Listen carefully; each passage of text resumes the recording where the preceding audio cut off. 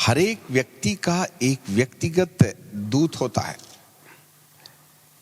और ये जो दूत है इब्रानी की किताब और उसका पहला अध्याय और उसके 13वें पद में ऐसे लिखा है, book of Hebrew chapter 1 and verse 13 है, और स्वर्गदूतों में से उसने किससे कहा कि तू मेरे दाहिने ओर बैठ, जबकि मैं तेरे पिता जब तक कि मैं तेरे बैरियों को तेरे पांव के नीचे न कर दूं। क्या वे 14वां पद, क्या वे सब सेवा टहल करने वाली आत्माएं नहीं, स्वर्गदूत, जो उद्धार पाने वालों की सेवा करने के लिए भेजी जाती है। जी, सेवा करने के लिए भेजी जाने वाली आत्माएं स्वर्गदूत। बात चर्चा जो थी वो स्वर्गदूत की चल रही थी, इसलिए यहां लिखा है क्या वे सब सेवा टहल करने वाली आत्माएं नहीं। स्वर्गदूत जो है ना, वो आत्माएं हैं जो उद्धार पाने वालों की सेवा टहल के लिए भेजी जाती है। तो यहां पर बाइबल का प्रभु हमें बताता है हर एक उद्धार पाए व्यक्ति के लिए परमेश्वर एक स्वर्गदूत को नियुक्त करते हैं। जब एक बार पतरस जेल में थे और कलीसिया उसके लिए प्रार्थना कर रही थी, और प्रार्थना करते करते किसी ने दरवाजा खटखटाया, क्योंकि एक स्वर्गदूत पतरस को जगा करके उसे जेल से बाहर ले जाते हैं और उसे जेल खाने से स्वतंत्र करके आजाद करके गायब हो जाते हैं। यह था वो रक्षालु दूत।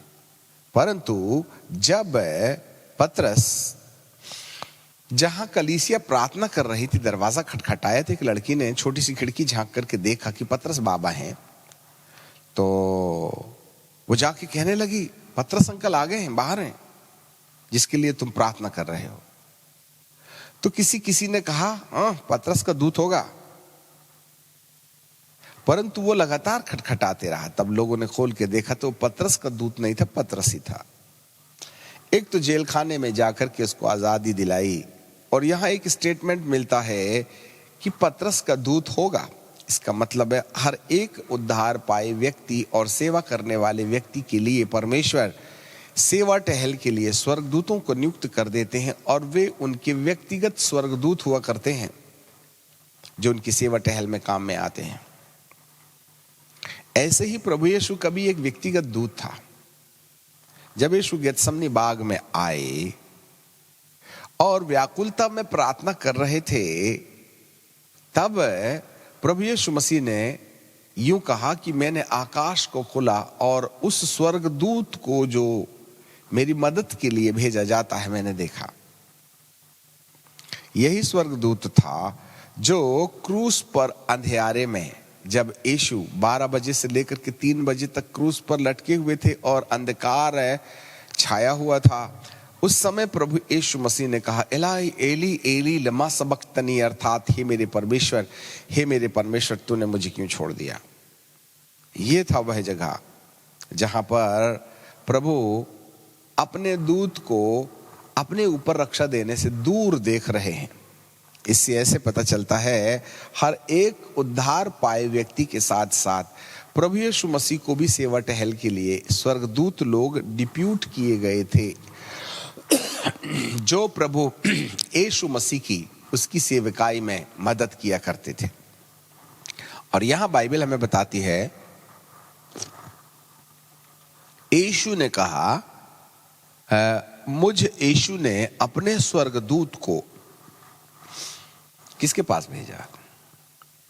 ये यदि आप प्रकाशित वाक्य की किताब पहला अध्याय book of Revelation chapter 1 and verse 1, Yeshu Masih का प्रकाशित वाक्य जो परमेश्वर ने इसलिए दिया कि अपने दास को वे बातें जिनका शीघ्र होना अवश्य दिखाएं, और उसने अपने दूत को भेजकर उसके द्वारा अपने दास यूहन्ना को बताया।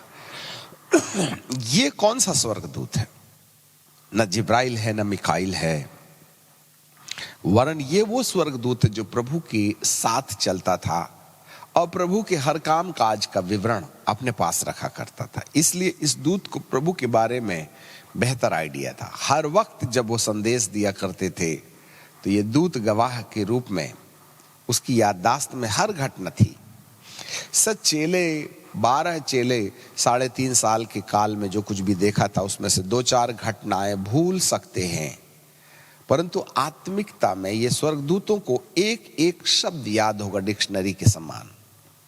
और उसी स्वर्गदूत को यूहन्ना के पास भेजा गया और अब यूहन्ना जो है वो इस संदेश को जो प्रभु यीशु के दूत के पास में प्रभु यीशु मसीह की संपूर्ण जानकारियां हैं वो यूहन्ना को प्रकाशित करता है। एक्चुअली ये जो प्रकाशित वाक्य है लिखा गया यूहन्ना के द्वारा, परंतु प्रकाशन का जो केंद्र बिंदु है वो है प्रभु। इसलिए प्रभु अपने व्यक्तिगत स्वर्गदूत को यूहन्ना के पास भेज करके यूहन्ना को प्रभु के यीशु मसीह के अंदर पाई जाने वाली तमाम आत्मिक योजनाओं को जो उसके अंदर पाई जाती हैं निर्देशानुसार ये स्वर्गदूत यूहन्ना जो प्रकाशित वाक्य का लिखने वाला है उसको प्रकाशित कर रहे हैं। इसलिए यहाँ 22-26 में बाइबल कहती है कि फिर यीशु ने अपने स्वर्गदूत को इसलिए भेजा कि वे तुम्हारे आगे कलीसियाओं के विषय में इन बातों की गवाही दे। कौन सी ऐसी बात है जिस बात के विषय में गवाही देने के लिए प्रभु ने स्वर्गदूत को कलीसियाओं के सन्मुख यूहन्ना के रास्ते संदेशा देने के लिए इस्तेमाल किया? कौन सा ऐसा विषय था? कलीसियाओं। आपको मालूम है ये यीशु जो है ना वह अपने आप में एक ऐसा प्रभु है जिसके साथ यदि आप प्रकाशित वाक्य की किताब और उसका 5वां अध्याय और उसके 6 पद को पढ़ें, book of Revelation chapter 5 and verse 6 है। और मैंने उस सिंहासन के चारों ओर और उन प्राचीनों को भी मानो वध किया हुआ मेमना खड़ा हुआ देखा। उसके 7 सींग और 7 आंखें थी। 7 सींग और 7 आंखें थी। ये परमेश्वर की 7 आत्माएं हैं जो सारी पृथ्वी पर भेजी जाती हैं। 7 आत्माएं, द 7 स्पिरिट। जी, ये 7 आत्माओं का लेखा जोखा इसी स्वर्गदूत के पास में है। और प्रभु यीशु मसीह संपूर्ण कलीसियाओं को अलग अलग आत्माओं को स्वर्गदूतों को भेज करके जो नियंत्रण देते हैं। इसलिए यदि आपने पहले प्रकाशित वाक्य में देखा होगा हर कलीसिया के लिए, जैसे प्रकाशित वाक्य की किताब उसके 2 अध्याय में और 1 पद में इफिसुस की कलीसिया के दूत को लिख, स्मुरना की कलीसिया के दूत को लिख, परगमुस की दूत को लिख, थुआतीरा की कलीसिया के दूत को लिख, और सरदीस की कलीसिया के दूत को लिख, फिलाडेल्फिया की कलीसिया के दूत को लिख, और इसके बाद में लौदकिया की कलीसिया के दूत को लिख। हर कलीसिया में एक दूत नियुक्त किया गया है, परंतु इन 7 स्वर्गदूतों के ऊपर एक और स्वर्गदूत को नियंत्रित किया गया है जो स्वयं प्रभु यीशु मसीह का व्यक्तिगत स्वर्गदूत है। ये तो कलीसिया में चले जाते हैं, परंतु तमाम स्वर्गदूतों को ड्यूटी देने के लिए प्रभु का जो स्वर्गदूत है, जो 7 स्वर्गदूत के निर्देश को प्रभु यीशु मसीह के द्वारा संचालित करने के लिए अपने आप को काम में लाता है।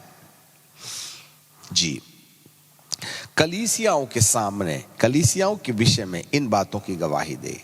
कौन सी ऐसी बात है जहां प्रभु यीशु का दूत 7 कलीसियाओं के दूतों को निर्देश देता है? और कलीसिया के पास ऐसा कौन सा विषय है जिसको प्रकाशित वाक्य के इस अंतिम अध्याय में, जब इस किताब के बंद होने का वक्त आ गया है, वो कौन सा संदेश देना चाहते हैं? यहां लिखा है कलीसिया के विषय में इन बातों की गवाही दे। अब प्रभु का परिचय देखिएगा। मैं दाऊद का मूल, दाऊद की जड़ और वंश और भोर का चमकने वाला तारा हूं। आज हम दाऊद के ऊपर में थोड़ा सा चिंतन करेंगे। कि कलीसिया को क्यों दाऊद राजा को क्यों सामने लाया जा रहा है।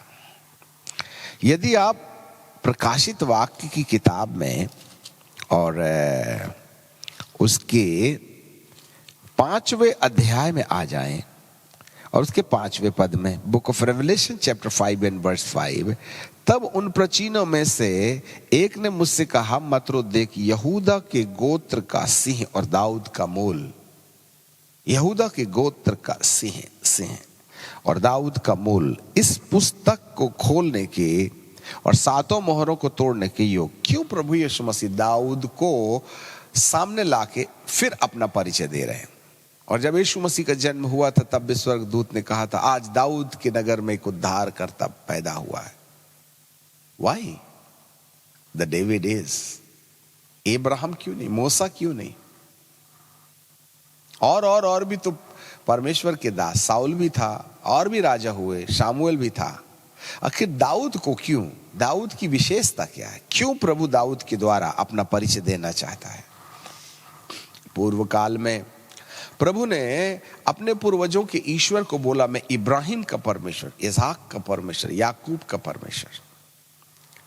तो यदि मैं प्रभु जी से पूछूं, हे प्रभु, इब्राहिम अपने आप में ठीक है, वो तो मानो रहा है, इसहाक भी ठीक ठाक है, याकूब भी ठीक ठाक है, पर आप अपना परिचय दीजिएगा ना। आपके परिचय के मामले में क्या बात है, क्यों मनुष्य के पीछे आप अपना परिचय देते हैं।